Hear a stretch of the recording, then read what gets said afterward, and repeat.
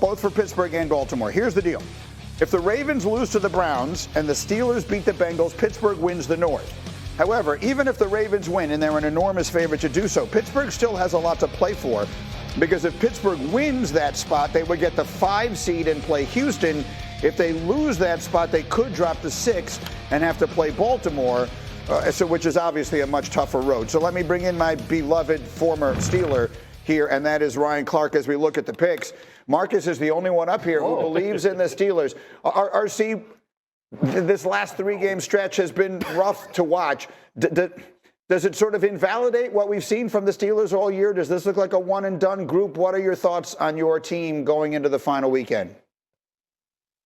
I mean, it looks like a one-and-done group depending on who they play, which means that this weekend versus the Cincinnati Bengals or tomorrow versus the Cincinnati Bengals is extremely important. We all knew that 3-game stretch in 11 days would tell us a lot about Mike Tomlin's Steelers, understanding Philadelphia, Baltimore, and Kansas City were 3 of the top teams in the NFL. And it wasn't that they lost those games, Greeny. It was the way they lost those games, not being able to create any offense, turning the football over, and absolutely getting ran through on the defensive side of the football, which was the side of the football that had been carrying the team. Obviously, TJ Watt having the hand injury is big, also banging up his ankle, but not having George Pickens, I think, to me, showed some of the cracks in who they were offensively, and not having other explosive players. But to look the way they did against the Kansas City Chiefs, constantly making mistakes, not capitalizing when the Kansas City Chiefs gave them opportunities, and then in the end, not being able to come up with stops, that does not bode well playing against the Cincinnati Bengals, who have a quarterback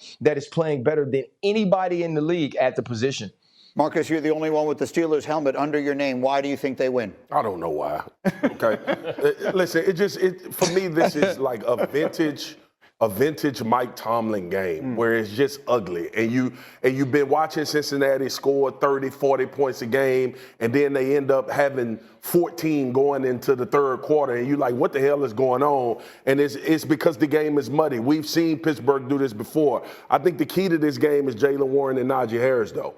I think you got to limit possessions from Cincinnati's offense, because you can have some opportunities against this defense. I think it's more about how Pittsburgh decides to play this game as opposed to the way that this game should shake out based on Bengals scoring all of these points.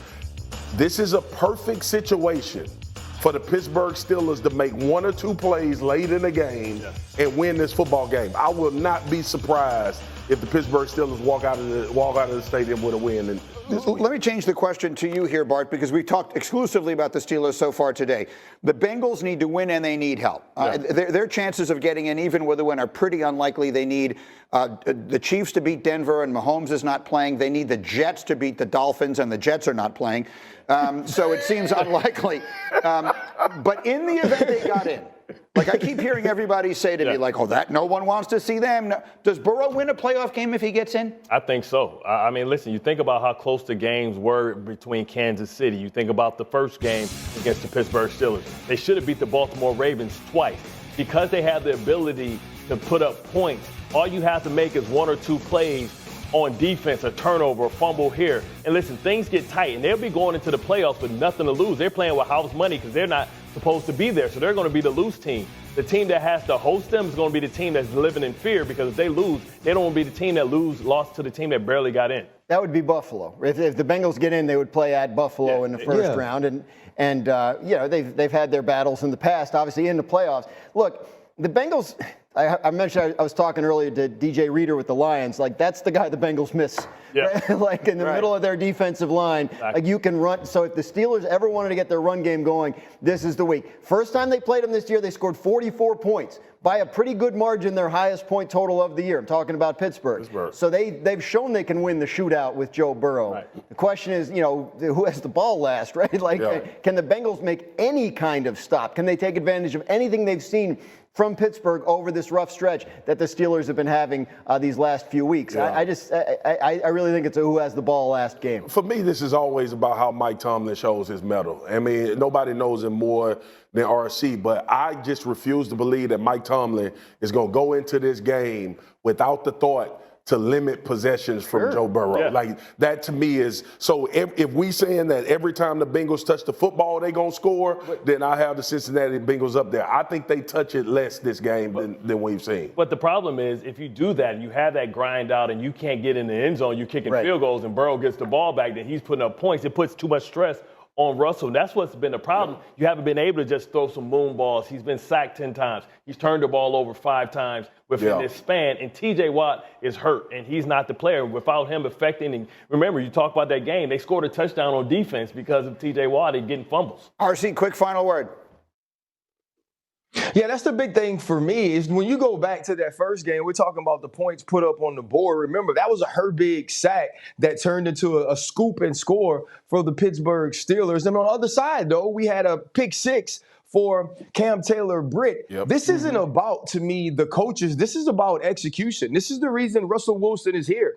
And Russell Wilson is leading with positivity. He's looking back at the 2005 Steeler team and trying to figure out how they lose 3 in a row. How are they at 7-5? How do they find a way to go win a Super Bowl? Because he actually believes this team is that good.